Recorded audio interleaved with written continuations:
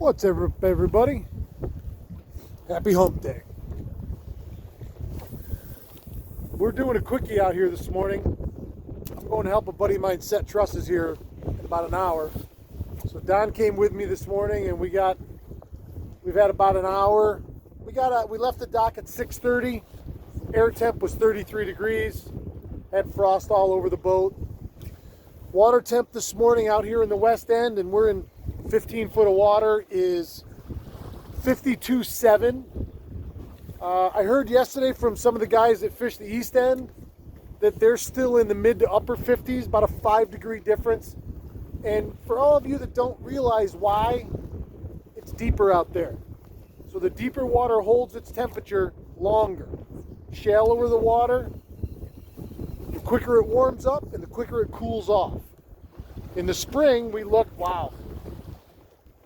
Just to show you guys my angling prowess, look at that. Anybody can catch big fish, but can you catch the little ones? But yeah, that cold, yeah, I lost what I was saying. So it's still a little warmer out there. They're not in the heart of the cool down yet, but they're getting close.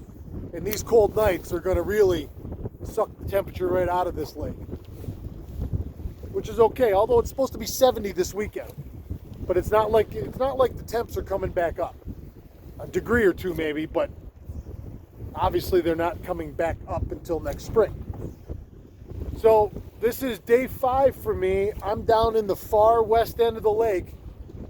I mean, I'm looking at, you can see 81 from everywhere, but Don and I have done 4 drifts this morning, and it's been pretty busy. I mean, and we've got, I don't know, 2 or 3 walleyes, 1 keeper, nice big smallmouth, a whole bunch of big perch. I mean, good keeper-sized perch. We're getting ready to finish up our last drift here.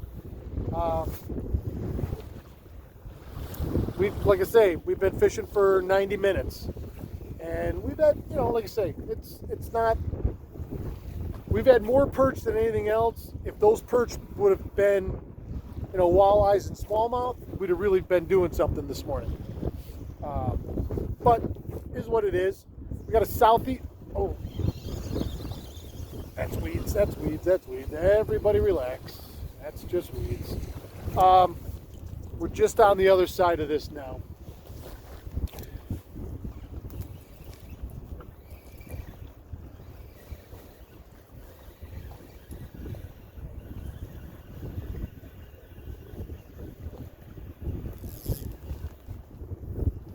I am a fisherman. Yeah. Snagger.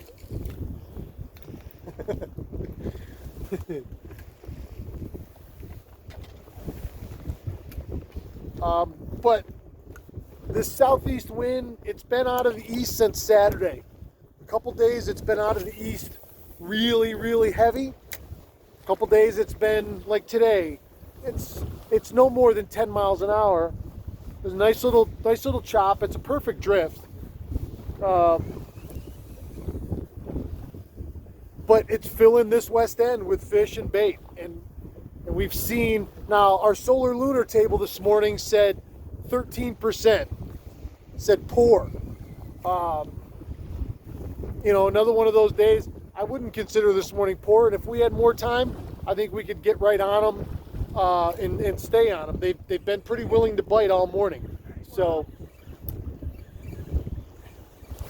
and speak of the devil, there's one right now. Another smallie. Small fish. Tugging a little bit. Staying down, so it's got to have something to them. Spinning. Oh, yeah. Perch. Oh, nice perch. In the weed perch. Don said if he can't catch him one way, he's going to catch him another. But I have the food and I have the soup starter. so that's been our morning. We got a couple new videos out. We put the official finish the Animal House video out if anybody's interested. That was a That was a long project, and you can see why if you watch the video.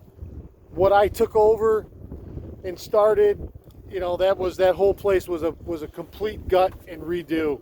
But I'll tell you, walking out of there yesterday for the last time, it'll make somebody a nice home. It's got a beautiful piece of property just on the other side of Lake Neawana in Fulton.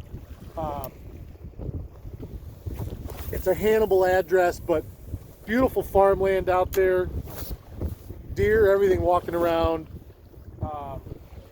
It'll make somebody a real nice house. But so that's my story for today. Let's see, we did wind, we did air temperature, we did water temperature, we did what we caught. All my business this morning was on Homie the Clown. And for a little bit of a stretch, it was every cast between perch and walleyes for me.